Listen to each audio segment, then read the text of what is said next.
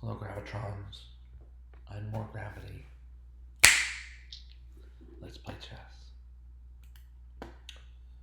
So here, I won this game about a minute or two ago, and it was really accurate, nail-biting finish and all that kind of great stuff. So we're gonna go over. Let's do this. This segue into an English opening by way of a King's Pawn opening. Get these structures on the CD and E file for white, and we often see a pawn on c5, so that this is a mirror with white mirroring black and black mirroring white. In this case, though, the bishop on c5 stands out against that sort of pattern. And like I said before, the English opening plays mostly as a system, right? And you're going to react to what black does in response to white's system. The system has these pawns like this quite often, so that the white's light squared bishop is kind of hemmed in, but we make use of that. Just some amount of use of it is what we're needing from that bishop right now, to protect the knight on f3.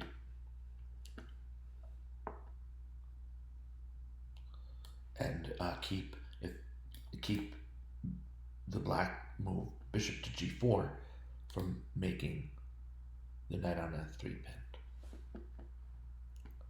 So he's not a great bishop, right? Because he's a bad bishop, but just this bit here helps enough. And other things we're looking for, right? Standard knight development. Like I said, the pawn is usually on c5.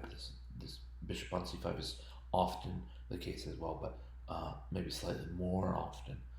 The c pawn has traveled to c5 ahead of the knight at c6. And this is other than the bishop, this is a typical English opening type of formation. White can play timid with his dark squared bishop with bishop to d2. It's a little too timid, I think, but bishop e3 and bishop g5 are both strong active moves for white's dark squared bishop. And both sides will castle kingside soon, much to my uncle's delight. He has said that I need to castle more often, and I'm trying to, have been with good result. Okay, so now here the move queen e7, I think pretty much calls for knight d5, right? This is the move to take advantage of this move queen e7. It doesn't look like a blunder, right? You're just moving your queen to a better square, getting on your way towards developing light square bishop, you being black here. But it turns out that after knight to d5, there's so many options for this knight. You can't be immediately taken off because if bishop takes e7, bishop takes queen, and even if the knight rightly doubles back to capture on e7, black has given up a queen in exchange for two minor pieces. That's not enough. That leaves white up quite a bit of material. And some of the other moves that come to mind aren't all that great either. Where should black play? Yeah, probably to d7, right? And white will get some nice doubled pawns on f6, whether choosing to capture with the... No, d7's out, man. No. D7, pick up the knight. Bishop takes f6, pawn takes f6, would lead to knight takes f6 check, and white has this fine fork. So it's not clear exactly where black should move here, but queen d8, that isn't all that good either.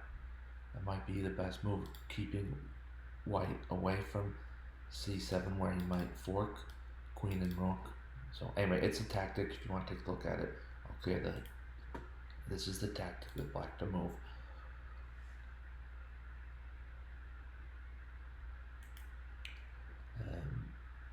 Queen e6. Knight takes c7.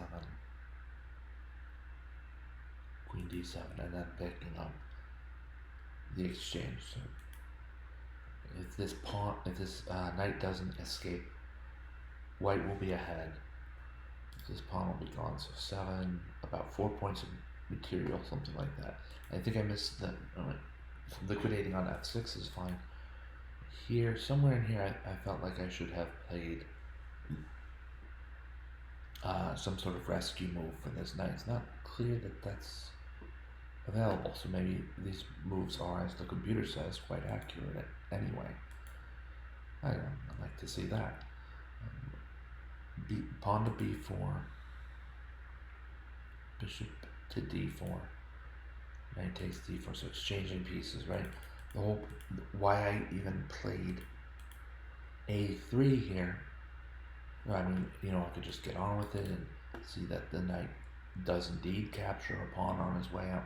I played this instead, played a pawn to a3 instead, because the bishop's blocked quite a bit by his own pawns on dark squares, and back to a5, and we press again, and we'll get 2 pawns for a minor piece in some manner, whether it's initiated by the knight or the bishop. I saw, yes, okay. Bishop to c5.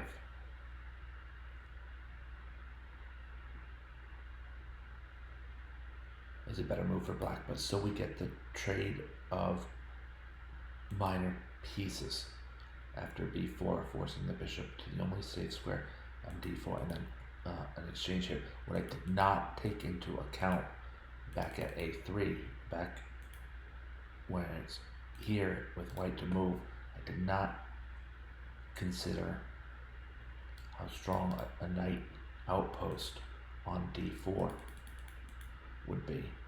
The capturing knight, I'm like, okay, so that's where I truncated, right? But this knight is extremely strong, and I have a light squared bishop, a knight who's crying for help, and probably, that's not fair, a light squared bishop, a knight who is going to be captured, and after that it's major pieces, because the pawns on the c file and the e file, they're not going to be able to kick this knight. So that became a bit of a worry.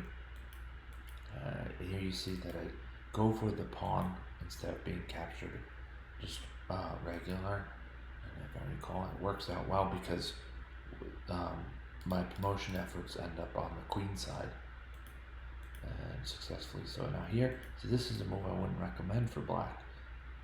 Knight takes e2 check, abandons this amazing outpost. So I was really glad to see this as a competitor. Queen takes e2, and now white's doing very, very well. All right, force a trade of queens on the g file.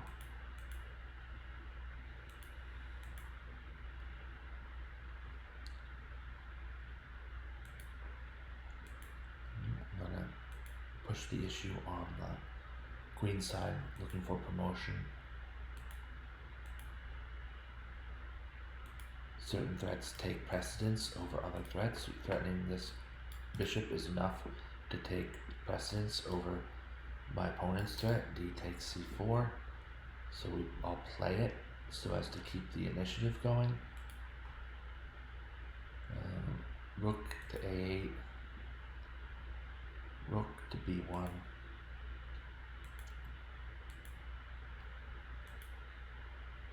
rook to b8 check, rook to b8, rook takes b8, and then rook takes b8 check. And white has superior force here. My opponent making it difficult with bishop to d5, covering the queening square to show, white must show that he'll play rook to b8 and then promote. And all this is definitely faster than black's king coming all the way over to the queen side. So we'll get this minor piece as a trade for what is now a pawn and what will become a queen. Just playing against the clock and playing stubborn defense.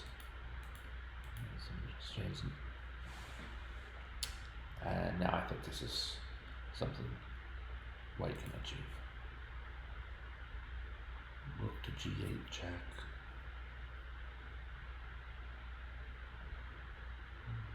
Sort of find our way with the correct timing to double on f5.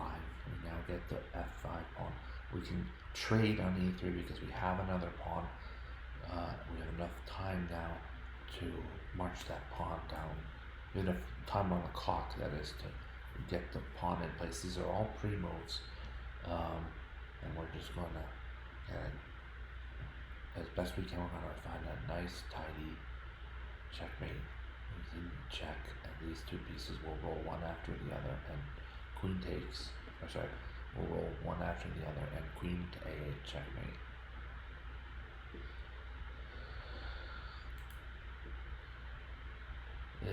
So an interesting game, very accurate game, both sides. I feel good about that. 59 moves is on the lengthier side in terms of games, so that's good. I was glad to get the win. Alright, so that's it for now. Thank you so much for watching. Thank you, Gravitrons.